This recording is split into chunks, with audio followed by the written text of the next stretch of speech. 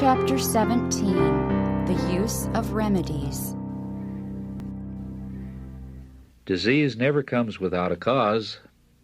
The way is prepared and disease invited by disregard of the laws of health. Many suffer in consequence of the transgression of their parents. While they're not responsible for what their parents have done, it is nevertheless their duty to ascertain what are and what are not violations of the laws of health. They should avoid the wrong habits of their parents, and by correct living place themselves in better conditions. The greater number, however, suffer because of their own wrong course of action.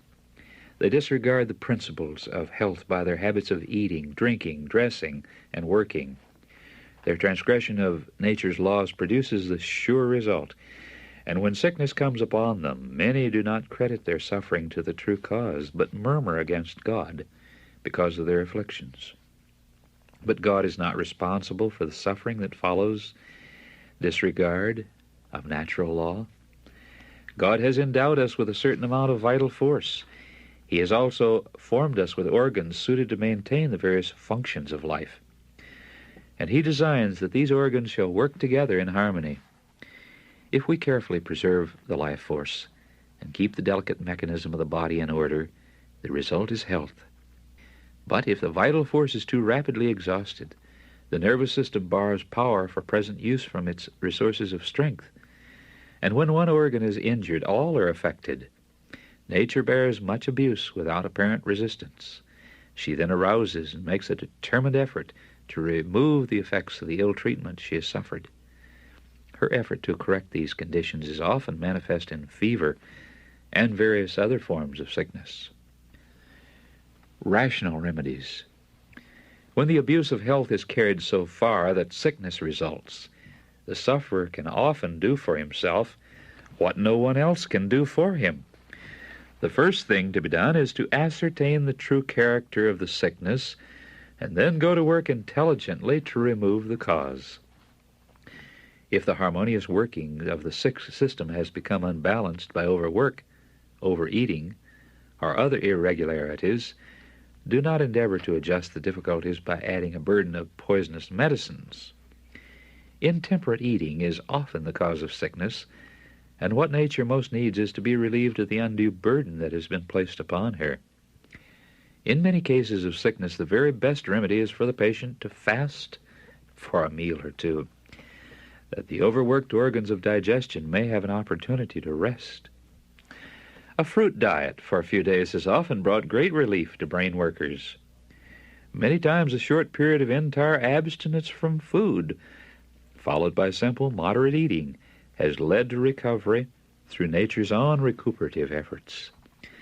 An abstemious diet for a month or two would convince many sufferers that the path of self-denial is the path to health. Rest as a remedy. Some make themselves sick by overwork. For these, rest, freedom from care, and a spare diet are essential to restoration of health. To those who are brain-weary and nervous because of continual labor and close confinement, a visit to the country, where they can live a simple, carefree life, coming in close contact with the things of nature, will be most helpful. Roaming through the fields and the woods, picking the flowers, listening to the songs of the birds, will do far more than any other agency toward their recovery. In health and in sickness, pure water is one of heaven's choicest blessings. Its proper use promotes health. It is the beverage which God provided to quench the thirst of animals and man. Drunk freely, it helps to supply the necessities of the system and assist nature to resist disease. The external application of water is one of the easiest and most satisfactory ways of regulating the circulation of the blood. A cold or cool bath is an excellent tonic. Warm baths open the pores and thus aid in the elimination of impurities. Both warm and neutral baths soothe the nerves and equalize the circulation. But many have never learned by experience the beneficial effects of the proper use of water, and they are afraid of it. Water treatments are not appreciated as they should be, and to apply them skillfully requires work that many are unwilling to perform.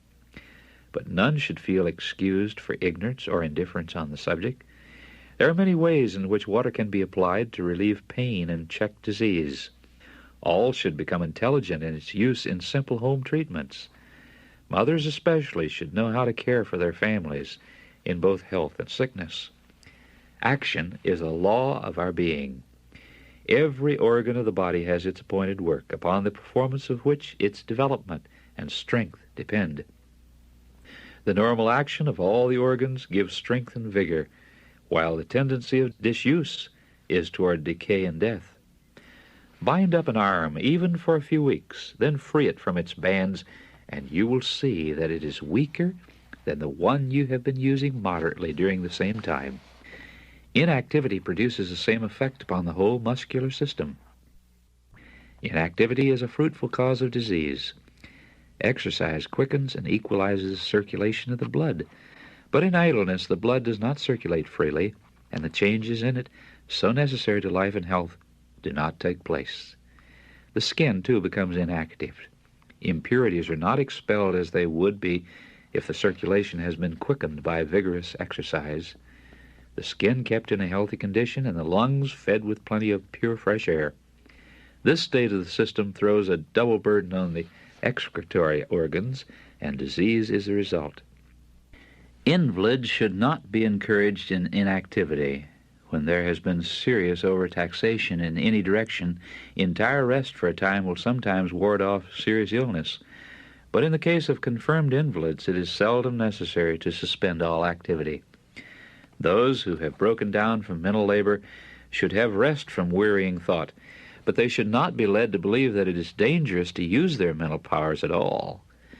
Many are inclined to regard their condition as worse than it really is. This state of mind is unfavorable to recovery and should not be encouraged.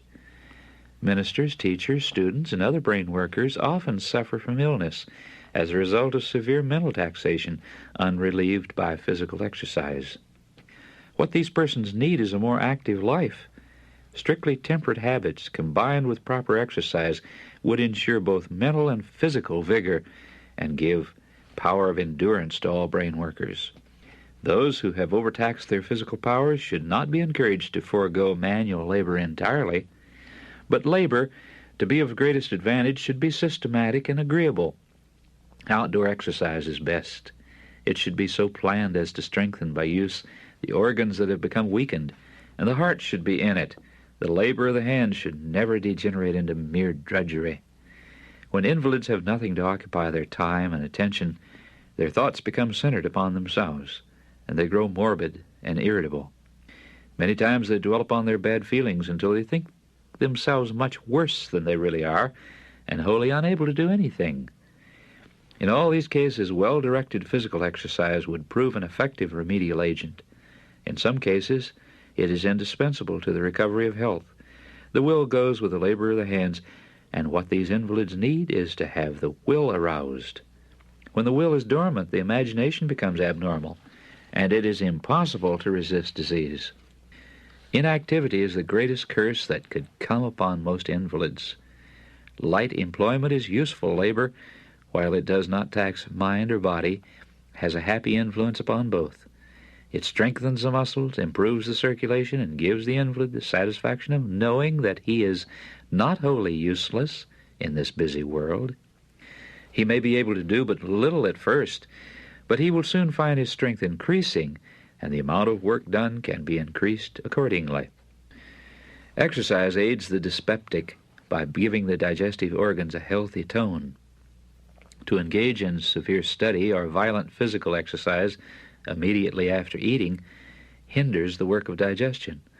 But a short walk after a meal with the head erect and the shoulders back is a great benefit. Notwithstanding all that is said and written concerning its importance, there are still many who neglect physical exercise. Some grow corpulent because the system is clogged. Others become thin and feeble because their vital powers are exhausted in disposing of an excess of food. The liver is burdened in its effort to cleanse the blood of impurities, and illness is the result. Those whose habits are sedentary should, when the weather will permit, exercise in the open air every day, summer or winter. Walking is preferable to riding or driving, for it brings more of the muscles into exercise. The lungs are forced into healthy action, since it is impossible to walk briskly without inflating them. Such exercise would be in many cases better for the health than medicine.